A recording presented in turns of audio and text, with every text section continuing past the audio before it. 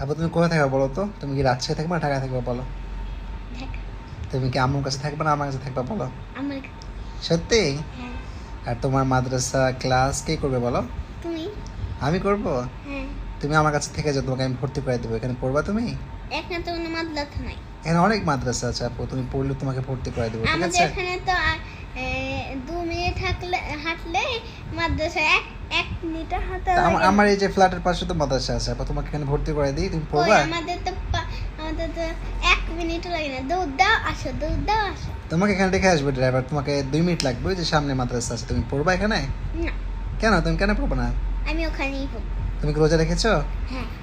তুমি আপু কয়টা রোজা ভেঙেছো এবার বলো তো? 2টা? না। 3টা? হ্যাঁ। আর সব রোজা রেখেছো আপু? হুম। তুমি কি সব রোজা রাখবা বাকিগুলো আপু? হ্যাঁ, সত্যি? রাখতে পারি। রাখতে পারো? আর তুমি যে বাসা